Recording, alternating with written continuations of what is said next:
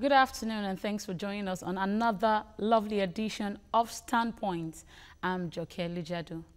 President Muhammadu Buhari on Tuesday presented the 2018 budget proposal to a joint session of the National Assembly in Abuja. The 2018 fiscal document tagged Budget of Consolidation is expected to consolidate on achievements of previous budgets and deliver on Nigeria's economic recovery and growth plan. On the show today, we will be focusing on the federal government's proposed 2018 budget, its component and feasibility. We would also shift focus to the 2017 budget and look at how its performance in terms of implementation and economic impact have been. I have with me in the studio a seasoned economist, Akin Omishade. Thank you very much for joining me. Good afternoon. So the key parameters and assumptions for the 2018 budget are spelled out in the 2018-2020 medium-term expenditure framework, which are as follows. There's a benchmark of oil price at $45 per barrel, oil production estimate of 2.3 million barrels per day. Exchange rate is at 305 naira to a dollar, real GDP growth of 3.5%, and inflation rate of 12.4%. Let's also give you a breakdown of the proposed 8.6 trillion 2018 budget. 2.43 trillion is for capital expenditure, while 3.49 trillion is for recurrent expenditure. We have 2.01 trillion naira for debt servicing, 220 billion naira for sinking fund, while 456 billion naira is for statutory transfers. The federal government's estimated total revenue in the budget is 6.607 trillion naira. Projected oil revenue is 2.4 trillion naira, while non-oil revenue is 4.2 trillion naira. The sum of 2.01 trillion is to be sourced externally to finance the budget deficit. Let me ask you what your first reaction to the budget was when you saw it. How would you see the key indicators, the parameters? What was your first thoughts? Well, after reading the budget and hearing Mr. President speak, the first reaction is it's ambitious. Compared to what we were discussing May, June of this year, this 2018 budget is quite ambitious. And if you look at a country like Nigeria, we have estimated 180 million. That means at the end of the fiscal year, that means you and I are only entitled to 50,000 naira. If you break it down into what each and every one of us will have. Well. And the assumptions that the budget is based on are not actually catalyst for growth. Okay. Now, we've benchmarked against 305 naira to the dollar in your introduction. Yeah. You will discover that that is not actually feasible. What it is. It is not feasible. It is not realistic. I hope the Minister for Finance and the Budget and Planning too will look into this and realize that this will not attract foreign direct investment into Nigeria, because you wouldn't expect me to bring in my monies in at 376 and you expect me to take it out at 305. That means I'm making a loss of 21 naira at every point. So that is not attractive. If you look at the last year compared to this year, we benchmarked against 2.2 million barrels per day. Per day, yeah. Now, we didn't produce up to 2 million per day. We produced 1.9 million. Now, if you look at also the indicators, we expect that the Niger Delta will remain restful. You will see in the last few days what has been happening in the Middle East. The president of France went into the Middle East to try and calm things down. OPEC is a bit restful now. We've got the excess crude oil account that nobody actually mentions. I just mentioned about the exchange rate of the dollar. We have 32 billion that the central bank is sitting on, and yet we are going to borrow 5 billion. Extra. It doesn't just add up. So if you look at all these indicators, you will discover that there's just something not right. Sometimes, if you look at the health sector, last year we had 4.2, now we have 3.9. 3.9, yeah. So there's a drop. If you look at the education sector, it talks about the federal universities or institutions attached to the federal level. We have the education trust funds. What is happening to the state level? What is happening to the colleges of education? So if you look at all the indicators, you'll discover that it's not going to bode well. Then now, there's something else that we also need to look at when we're looking at it from the historical aspect of things. 2017 budget has only been implemented 14.9%. That means it's a failed budget as it is. Now, the Minister for Finance, whilst addressing the Senate, said we will carry over 60%. That means it's failed already. Of capital expenditure from that budget. And in this present budget, there's no allocation of how that will be absorbed. What about the projects that have failed that is now going to be carried over? Now, thankfully, this time the budget has been released on time. We hope that they will be able to get it right. Yeah, on time. On time. If that is done, where's the catch-up? Are we catching up on 2017? Are we implementing 2018? Now, if you look at the budget, look at how much is coming in from oil revenues. We're still dependent on oil. The government is trying to shift into other areas. There's no mention of solid minerals, which is a great concern. I mean, if you look at Osun State, there's illegal mining all over the country. When you look at those things, you look at the figures and they don't just add up. If Angola, a lesser economy, lesser manpower, lesser brain power, can have a $44 billion budget. Nigeria is only having $45 billion budget. It does just not yet add up. So all the figures you were quoting and referring to, yes, they might sound big, but at the end of the day, the true mark of whether the last year's budget has been successful or partially successful is when you and I go to ShopRite or we go to the market and you go in there with 10,000 naira. And you can get your money worth. Yeah. Let us look at Brazil. Brazil went through recession. We've had Brazil had 8 quarters of recession. We've had 5 quarters of recession. We came out with 16% inflation rate. Brazil came out with 12% inflation rate. How did it happen? Look at how much we're spending on power. Right now, 558 trillion.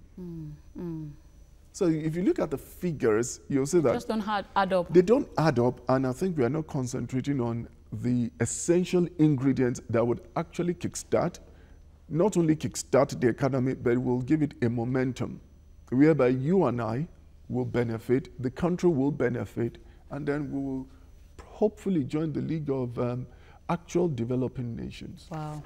Well, let's focus more on debt servicing. Right. Data from the National Bureau of Statistics show that Nigeria's debt stock is currently above 19 trillion naira, and that figure is expected to increase by the end of the year as the federal government still plans to borrow more money. A whopping 2.01 trillion naira was proposed by the federal government in the 2018 budget to service debt.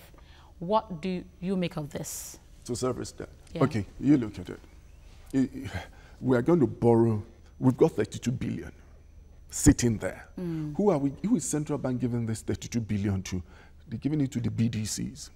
Now, how many people are going to benefit from buying FX? From them. From them. Now we're going to go and borrow 5 billion extra from outside. When we have this, why can't we use this? Exactly. Exactly. So, I mean, it's not rocket science. It's just simple mathematics. We've got 32 billion. Why are we going to borrow 5 billion? So we're going to borrow 5 billion, and just like your figures have said, we're going to now maintain those. How do we keep our creditors happy? Now, that is external borrowing. What about domestic borrowing? What about you and I? What about businesses that can borrow? Because the thing is, this budget is also not encouraging the private sector to develop investors. To develop the economy. Until the private sector is actually developing the economy, then it will all be government driven. So let me ask you, would you say that, maybe the lack of implementation or good implementation of the budget year in, year out, is the reason why we have like a rising debt profile in the country as we speak? Well, that is one of the reasons. We've not implemented all the plans or all the expectations that we've had. In the last 3 years we had, last year was 7.2, 2016 was, I think, 6 point something. This year it's about 14. So it's about 23 trillion in 3 years. Cheap money compared to our economy, compared to our potentials compared to what we can achieve. So it's not big. Now, we've not implemented. We've had carryovers. Lagos-Ibadan Expressway. The Niger Bridge. Second Niger Bridge. The second Niger Bridge. What do we actually need to focus on? We've put in 558 trillion into 3 sectors: power, housing, and works. We have 500 trillion that will go into road maintenance. Which roads are we maintaining? So if you look at all that, it's not just the implementation. Yes, we've not implemented fully. Just like we said, 15% implementation. And the reason is there was not enough coming in. So what do we need to do? Alternative areas. Nigeria signed up to the I think it's the Abuja Declaration. Yeah, for the health sector. The health sector. Yeah. We signed up to the Maputo Declaration that year in, year out, we will at least 10% of our budget will go into agriculture. As of now, we've not done any of that. So you look at it and say, why is my income not matching up with my output? We are a consuming nation. Look at the Apapa road network. What is the government doing? So when we passed 7 trillion last year, we only released how much? The government released 341 trillion to get things working. I was in one of your studios earlier this year, and I argued that until the government spends, we will never get out of recession. So if the government had spent that little, and we are now officially out of recession, imagine if government had spent more. And then how's the government going to service this debt? We have 552 trillion from recovered loot. That's not a lot of money. We've benchmarked our currency against the dollar. And you are saying you want to exchange it at 305, when in actual fact it's 370. So you're already losing 21 naira on every dollar. So, but why has it become very difficult year in, year out? For instance, with the Abuja Declaration for the health budget, we need at least 15%. I think in 2017 we got about 4%. This year it's gone to 3.9. It's, you know, as in it's just been fluctuating between 2%, 3%, 5%, and that puts, you know, if you look at the amount, you know, given to the health sector, it puts, you know, the amount to every citizen at about less than 2,000 naira for a whole year. To manage the health, this is a country where we've had series of outbreaks, monkeypox, measles, and the likes throughout in 2017. Where do you think this puts us? It puts us at a very great disadvantage. I mean, it's actually, when I calculated it, it's 1,888 naira 80 kobo that you and I will spend in a year on health. Now, divide that by 12 or divide that by 52 weeks. How much does that mean? Now, when you're talking about health, where are the facilities? When the wife of the head of the president could actually say there was nothing in the state clinic. So it's a case of priorities. Where do the priorities of the government lie? And where is the willpower to implement? It's good to sign these declarations, to sign up to these treaties, to sign up to this declaration, but are we actually, do we have the political will to actually work on this? These things? Last year we said we're going to spend so much on electricity. We still have epileptic power supply. And the amount, if you look at the ripple effect, you have a staff that is not able to go to work. There's no public medical facilities. The private sector is overburdened. He has to top it up. That means his disposable cash income is going to buy drugs. I'm not sure whether you can actually buy any drug from a reputable pharmacy for 1,000 naira these days. I doubt that. Except you're buying paracetamol, of course. Even a paracetamol, how many tablets could you get for 1,800? So that means you could expend all the money that has been in one go. Yeah. So you see, and if you look at it, now, if you look at how much we've benchmarked our income against, we've benchmarked it $45 based on what we've seen. We said we will produce 2.3 million barrels per day. Last year we said 2.2. We didn't. 1.9. We did 1.9. Produce 2.3 million barrels per day. Last year we said 2.2. We didn't. 1.9. We did 1.9. Yeah. Now we are projecting 2.3. Say we do 1.9, 2.0. Maybe we'll do 2 or 2.1. So that means 0.2 million barrels is gone. Multiply that by 45. Now, but the realistic position is maybe we'll get to about 64, 70 barrels this year. But then we have OPEC sitting behind us saying, hang on, you're overproducing.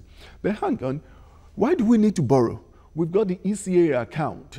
The governors want the monies from the ECA account. Maybe they'll use that to pay salaries. Maybe that will help. Maybe they'll use that to fund the deficit. So we have monies lying around, and we need to take into account, okay, what do we use these monies for?